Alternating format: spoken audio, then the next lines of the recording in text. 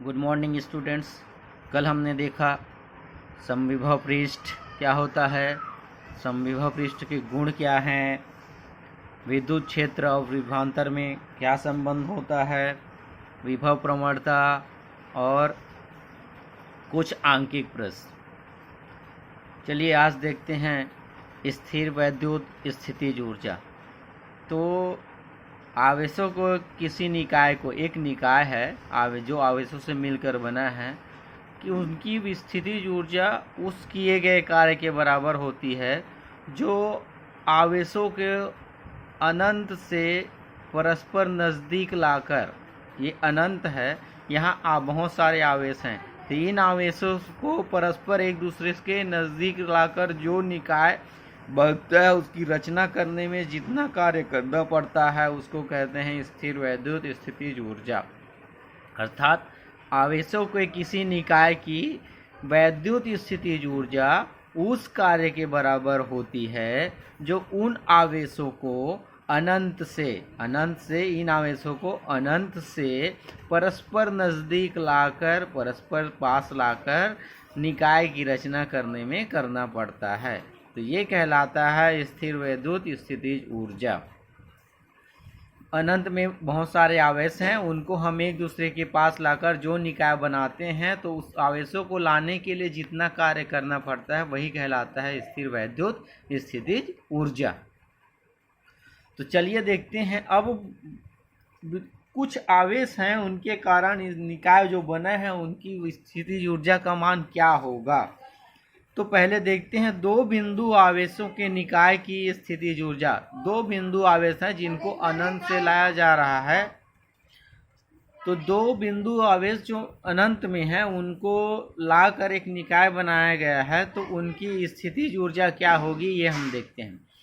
तो मान लो दो बिंदु आवेश क्या है, Q1 और Q2 क्रमशः बिंदु A और B पर स्थित हैं, तथा इनका स्थिति सदिश क्या है, R1 वेक्टर R2 वेक्टर है। Q1 और Q2 को अनंत में हमने लाया जो A और B पर स्थित है, और इनका स्थिति सदिश क्या है, R1 वेक्टर और R2 वेक्टर है। तब इसका परिणामी सदिश क्या हो जाएगा, R12 हो जाएगा।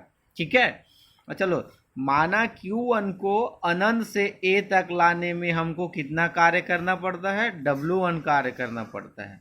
Q1 आवेश अनंत में था, उसको हमने कहाँ पे लाया, बिंदु A तक लाया, तब हमको कितना कार्य करना पड़ रहा है, W1 कार्य करना पड़ रहा है। और उसी प्रकार से मान लो Q2 आवेश है, इसको अनंत से बिंदु B तक हमने लाया, तब हमको कितना कार्य करना पड़ रहा है, W2 कार्य करना पड़ रहा है। इसलिए Q1 और Q2 आवेश को अनंत से A व B तक लाने में किया गया कुल कार्य कितना हो जाएगा, W इज इक्वल टू, दोनों आपस में जुड़ जाएंगे, तो क्या हो जाएगा, W1 प्लस W2। ठीक है, अब देखो, चूंकि प्रारंभ में विद्युत क्षेत्र अनुपस्थित होता है, यहाँ जो निकाय बना है यहाँ कोई आवेश प्रारंभ में नहीं रहता। Q1 को हम लाते हैं तो उस समय यहाँ कोई आवेश नहीं रहता, अर्थात इसमें लाने के लिए इसके आसपास कोई विद्युत क्षेत्र नहीं रहता, इसलिए हमको लाने में कोई कार्य नहीं करना पड़ता। किसके विपरीत, विद्युत क्षेत्र के विपरीत। तो यहाँ विद्युत क्षेत्र का मान शून्य होगा, इसलिए हमारे द्वारा किया गया कार्य क्या होता है, शून्य होता है। चूंकि प्रारंभ में विद्युत क्षेत्र अनुपस्थित होता है, इसलिए Q1 को A तक लाने में कोई कार्य नहीं करना पड़ेगा हमको, इसलिए W1 इज इक्वल टू क्या हो जाएगा, 0। अब आवेश Q2 को अनंत से B तक लाने में विद्युत क्षेत्र के विरुद्ध कार्य करना पड़ेगा। क्यों, क्योंकि Q1 निकाय तक आ गया है, अर्थात बिंदु A पर आ गया है। अब बिंदु A पर Q1 आवेश है, उसके विपरीत हमको Q2 को लाने में कार्य करना पड़ेगा। इसलिए आवेश Q1 के कारण बिंदु B पर विभव, तो क्या होगा, विभव का सूत्र आप सभी जानते हैं, क्या होता है, 1/4 पाई एप्सिलॉन 0 इंटू Q1 अपान दोनों के बीच की दूरी, कितना हो है दूरी, R12। ठीक है, इसलिए Q2 आवेश को B तक लाने में किया गया कार्य, Q2 आवेश को B तक लाने में किया गया कार्य हम जानते हैं विभव V इक्वल टू होता है W अपॉन Q। तो यहाँ से W का सूत्र निकल जाएगा V इंटू Q, और आवेश यहाँ कौन सा ले रहे हैं हम, Q2 ले रहे हैं, तो क्या हो जाएगा W2 is equal to V multiply Q2, और V का मान हम निकाले हैं ऊपर, क्या हो निकाले हैं 1/4 पाई एप्सिलॉन 0 इंटू Q1/R12। तो यहाँ V का मान रखेंगे और मल्टीप्लाई करेंगे कितना Q2 से, तो ये W2 का मान हमको मिल जाएगा 1/4 pi epsilon 0 into Q1 Q2/R12। इस मान को हम किस में रखेंगे, समीकरण 1 में रखेंगे। ये है हमारा समीकरण 1, W is equal to W1 plus W2। तो इसको हम समीकरण 1 में रखे तो W का मान हम निकाले थे कितना 0 plus 1/4 pi epsilon 0 into Q1 Q2/R12। तो ये है दो बिंदु आवेशों को अनंत से किसी बिंदु तक लाकर एक निकाय की अगर हम रचना करें तो स्थितिज ऊर्जा इतनी होती है, और वह किया गया कार्य क्या किस रूप में संचित होता है, स्थितिज ऊर्जा के रूप में संचित होता है। इसलिए W के स्थान पर क्या आ जाएगा, U आ जाएगा। तो इसलिए U is equal to 1/4 pi epsilon 0 Q1 Q2/R12। ये होता है दो बिंदु आवेश से जो अगर कोई निकाय बना है तो उसके स्थितिज ऊर्जा का मान। ठीक है, अब इसी प्रकार से अगर कोई तीन बिंदु आवेश है अनंत पे स्थित है Q1 Q2 Q3, तो उसके कारण भी कुल किया गया कार्य का मान निकालने के लिए हम क्या करेंगे, अब तीनों के कारण कुल किया गया कार्य क्या हो जाएगा W1 W2 W3। सेम उसी प्रकार से बनेगा, वो दो बिंदु के लिए था अर्थात दो बिंदु आवेशों के लिए था, ये तीन बिंदु आवेशों के लिए है। तो एक हिंट दे देता हूँ, इसको आप लोग बनाएंगे। मान लो Q1 को A तक लाए तो वो Q1 उसका वेक्टर सदिश कितना हो गया R1 वेक्टर, अब B पर लाए तो ये Q2 इसका R2 वेक्टर, और Q3 को C पर लाए तो R3 वेक्टर। अब इनके बीच की दूरी R12 और R23, और ये दोनों के बीच की दूरी A और C के बीच की दूरी क्या हो जाएगा R13, A और C के बीच की दूरी। तो अब निकालेंगे, शुरू में किया गया कार्य क्या हो जाएगा 0 हो जाएगा, तो इसलिए W2 का मान निकल जाएगा 1/4 पाई एप्सिलॉन 0 Q1 Q2/R12। यहाँ तक तो सेम वही प्रोसेस है जो दो बिंदु आवेशों के कारण निकाले हैं। अब यहाँ 3 के लिए क्या करेंगे, Q1 के कारण विभव का मान निकालेंगे अर्थात किए गए कार्य का मान निकालेंगे, और Q2 के कारण किए गए कार्य का मान निकालेंगे, और लास्ट में तीनों को आपस में जोड़ देंगे तो निकल जाएगा तीन बिंदु आवेशों के बने निकाय के कारण स्थितिज ऊर्जा का मान। ठीक है, इसको आपको बनाना है, अगर कोई कहीं पे समझ नहीं आए तो पूछ लीजिएगा। आगे देखते हैं स्थिर वैद्युत आवरण या परिरक्षण। तो मान लो एक गुहिका युक्त चालक है। गुहिका युक्त चालक मतलब कैविटी मतलब एक खोखला स्थान, जैसे दांत होता है, दांत जब सड़ जाता है तो वहाँ दांत के अंदर एक खोखला स्थान बन जाता है, उसी प्रकार से गुहिका होता है जो अंदर में एक छेद के रूप में होता है या खोखले रूप में होता है। तो मान लो एक गुहिका युक्त चालक है जिसे +Q आवेश देने पर उसके बाह्य सतह पर, हम जानते हैं किसी खोखले चालक में जब आवेश देते हैं तो आवेश उसके बाहरी भाग में वितरित होता है, ना कि अंदर भाग में, तो समान रूप से बाहरी भाग में वितरित हो जाता है। अब इस गुहिका को घेरे हुए मान लो हम एक बंद गासी पृष्ठ की कल्पना करते हैं, तो गास के प्रमेय से क्या होता है, phi is equal to Q upon epsilon zero. ये गाउस का प्रमेय होता है, हम जानते हैं। परंतु हम ये भी जानते हैं कि किसी खोखले चालक के अंदर कोई आवेश उपस्थित नहीं होता, अर्थात किसी खोखले या बंद चालक के अंदर आवेश का मान शून्य होता है। इसलिए Q इज इक्वल टू क्या हो गया, शून्य हो गया। इस Q का मान हम किस में रखेंगे, समीकरण 1 में रखते हैं। तो चलिए समीकरण 1 में मान रखेंगे तो क्या हो जाएगा, phi is equal to Q की जगह यहाँ क्या आ गया, zero, zero upon epsilon zero, मतलब फाई इक्वल टू जीरो। तो फाई अर्थात विद्युत फ्लक्स का मान कितना आ गया, जीरो। तो अर्थात गुहिका युक्त चालक में गुहिका के अंदर विद्युत क्षेत्र का समाप्त हो जाना।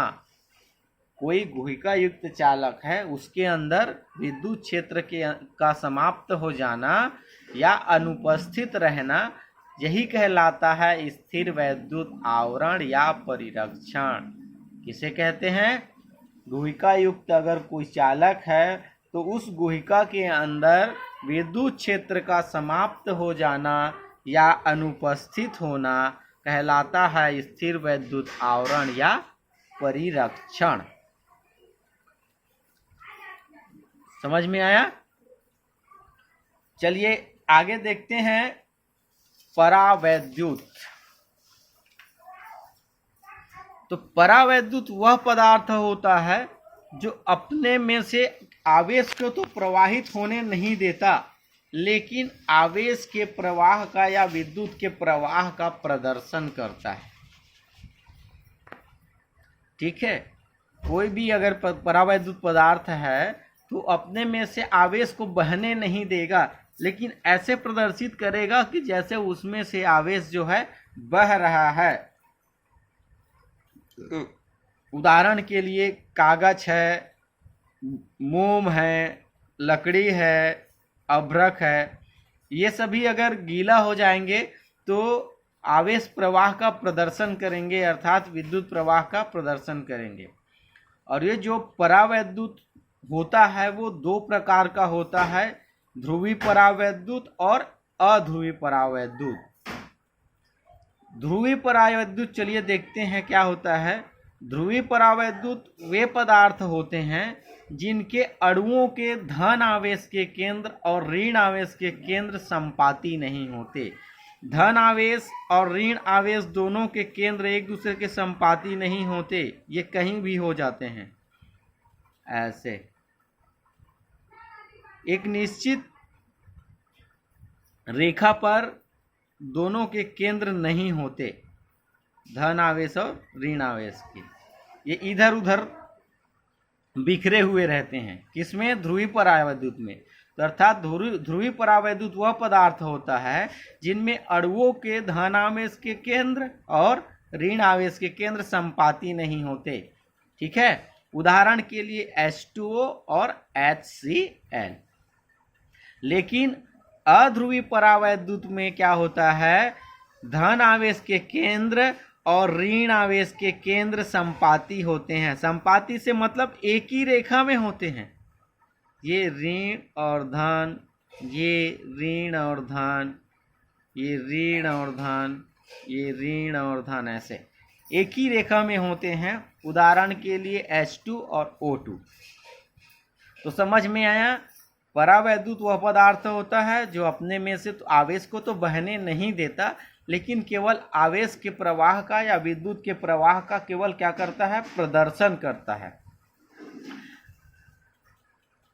परावैद्युत दो प्रकार के होते हैं, ध्रुवी परावैद्युत और अध्रुवी परावैद्युत। तो ध्रुवी परावैद्युत वे पदार्थ होते हैं जिनके अणुओं के धन आवेश के केंद्र और ऋण आवेश के केंद्र एक दूसरे के संपाती नहीं होते, अर्थात एक ही रेखा पे नहीं होते, उसको कहते हैं ध्रुवी परावैद्युत। और अध्रुवी परावैद्युत में धन आवेश के केंद्र और ऋण आवेश के केंद्र दोनों संपाती होते हैं, अर्थात एक ही सीध में होते हैं और एक ही रेखा में होते हैं। तो ये समझ में आ गया परावैद्युत और उसके प्रकार। चलिए हम देखते हैं ध्रुवण कैसे होता है, परावैद्युत द्वारा ध्रुवण और अपरावैद्युत द्वारा ध्रुवण।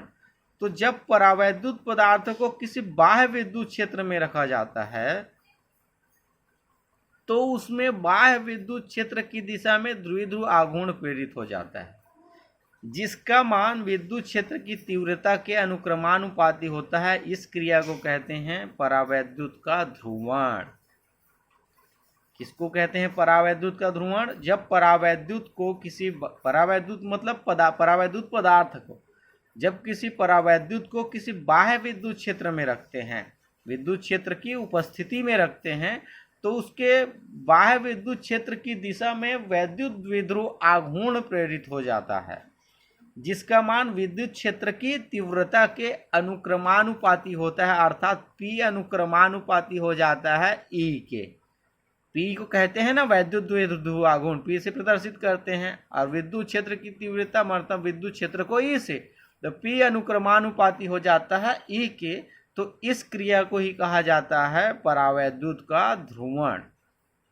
अब ध्रुवी परावैद्युत द्वारा ध्रुवण तो क्या होता है, हम जानते हैं ध्रुवी परावैद्युत में धन आवेश के केंद्र और ऋण आवेश के केंद्र संपाती नहीं होते। इधर उधर अणु के में धन आवेश और ऋण आवेश क्या होते हैं, बिखरे हुए होते हैं।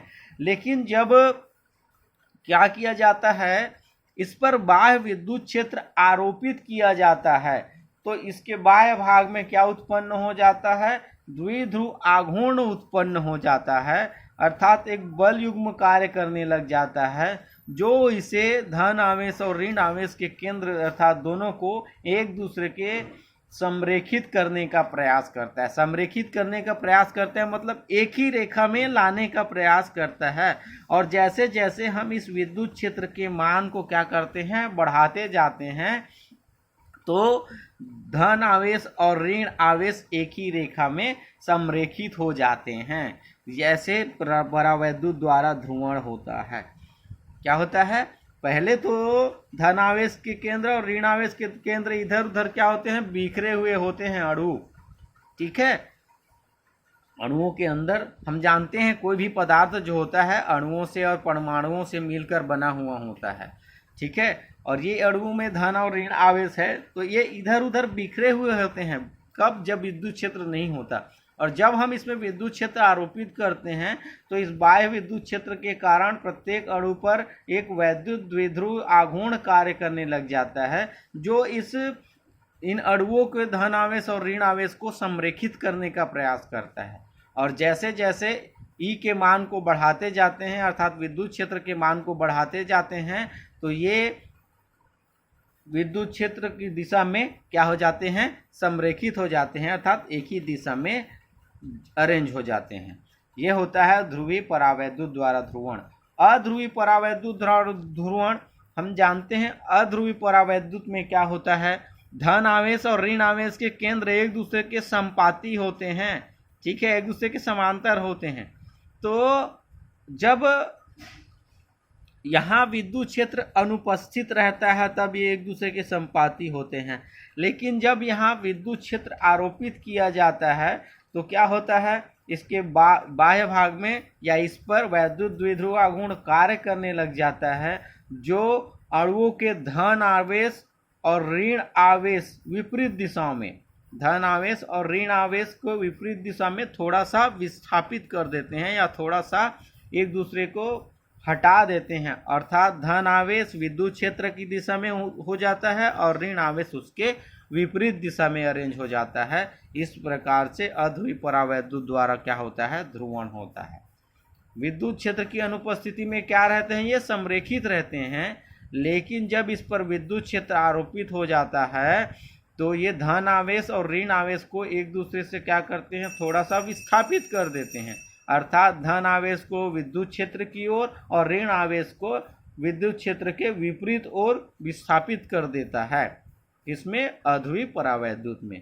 ठीक है, इस प्रकार परावैद्युत द्वारा ध्रुवण होता है, ध्रुवी परावैद्युत पदार्थ का और अध्रुवी परावैद्युत पदार्थ का। ठीक है, यहाँ तक सबको समझ में आ गया। आगे देखते हैं के और साई में संबंध, के और साई जो एक्स जैसे बना है इसको कहा जाता है साई। तो यदि मान लो यदि E0 परिमाण वाले विद्युत क्षेत्र में किसी परावैद्युत पदार्थ को रखने पर उसमें EP विद्युत क्षेत्र उत्पन्न हो जाता है तो विद्युत क्षेत्र का कुल परिमाण, ठीक है। E0 एक विद्युत क्षेत्र है, उसमें अन्य परावैद्युत पदार्थ को रखने पर उसमें कौन सा विद्युत क्षेत्र उत्पन्न हो जाता है, EP विद्युत क्षेत्र उत्पन्न हो जाता है। इसलिए विद्युत क्षेत्र का कुल परिमाण क्या हो जाएगा, E is equal to E0 में परावैद्युत वाला विद्युत क्षेत्र घट जाएगा तो E0 माइनस EP। ये हो गया हमारा समीकरण नंबर 1। परंतु हम जानते हैं EP इज इक्वल टू होता है सिग्मा P अपान एप्सिलॉन 0। ये होता है ध्रुवण सदिश से। EP is equal to sigma P upon epsilon 0 और सिग्मा P का मान होता है P, तो क्या हो जाएगा P अपान एप्सिलॉन 0। ये मैंने बगल में इंडिकेट किया है चूंकि sigma P is equal to क्या होता है P। तो इस मान को हम किस में रख देंगे, समीकरण 1 में।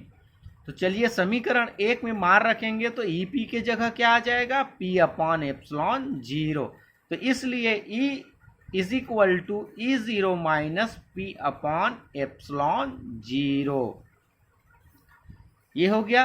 परंतु P इज इक्वल टू होता है साइन E, ये ध्रुवण सदिश से होता है। P is equal to sine E, x जैसे बना है वो x नहीं है ना, इसको बोला जाता है साइन। तो P is equal to x E, तो इसलिए E इज इक्वल टू क्या हो जाएगा, अब P का मान हम क्या रख देंगे, साइन E रख देंगे तो E0 माइनस साइन E अपान एप्सिलॉन 0। अब देखो दोनों भाग से हम क्या कॉमन निकालते हैं, E कॉमन निकालते हैं।